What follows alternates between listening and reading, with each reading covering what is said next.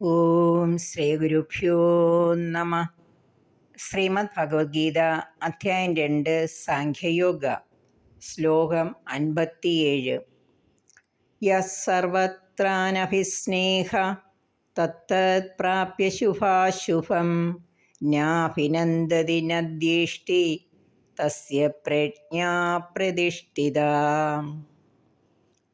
യഃ സർവത്ര അനഭിസ്നേഹഃ തത്തത് പ്രാപ്യ ശുഭാശുഭം ന അഭിനന്ദതി ന ദ്വേഷ്ടി തസ്യ പ്രജ്ഞാ പ്രതിഷ്ഠിത.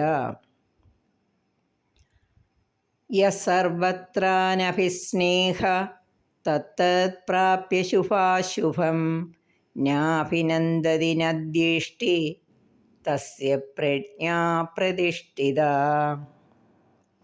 യാതൊരാളാണോ ഒരിടത്തും ഒരിക്കലും മമതാബന്ധമോ സ്നേഹമോ ഇല്ലാതെ ശുഭമായാലും അശുഭമായാലും അഭിനന്ദിക്കുകയോ വെറുക്കുകയോ ചെയ്യാതിരിക്കുന്നത്, അയാളുടെ ബുദ്ധി സ്ഥിരമായി ഭവിക്കുന്നു. നല്ലതോ ചീത്തയോ ആയ പരിവർത്തനങ്ങൾ ഭൗതിക ലോകത്തിൽ ഉണ്ടായിക്കൊണ്ടേയിരിക്കുന്നു.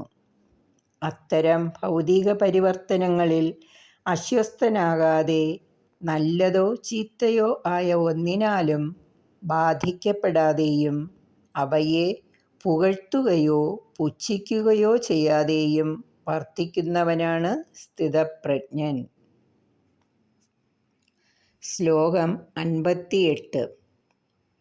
യദാ സംഹരതേ ചായം കൂർമോऽംഗാനീവ സർവശഃ ഇന്ദ്രിയാണീന്ദ്രിയാർത്ഥേഭ്യഃ തസ്യ പ്രജ്ഞാ പ്രതിഷ്ഠിത. യദാ സംഹരതേ ചായം കൂർമഃ അംഗാനി ഇവ കൂർമോऽംഗാനീവ സർവശഃ ഇന്ദ്രിയാണി ഇന്ദ്രിയാർത്ഥേഭ്യഃ തസ്യ പ്രജ്ഞാ പ്രതിഷ്ഠിത. യദാ സംഹരതേ ചായം കൂർമോऽംഗാനീവ സർവശഃ ഇന്ദ്രിയാണി ഇന്ദ്രിയാർത്ഥേഭ്യഃ തസ്യ പ്രജ്ഞാ പ്രതിഷ്ഠിത.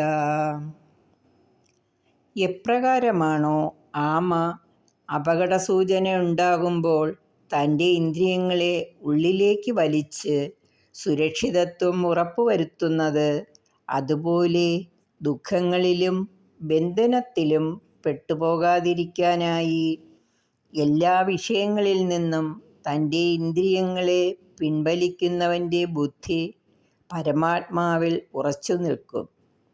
അവനാണ് സ്ഥിതപ്രജ്ഞൻ.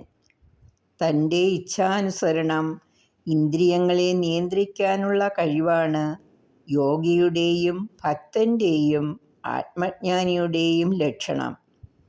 സ്വന്തം തൃപ്തിക്കായി ഇന്ദ്രിയങ്ങളെ ഉപയോഗിക്കുന്നതിനു പകരം അവയെ ഭഗവത് സേവനത്തിനായി അർപ്പിക്കുന്നു എന്ന ഉപദേശമാണ് ഭഗവാൻ ഈ ശ്ലോകത്തിലൂടെ പറയുന്നത്.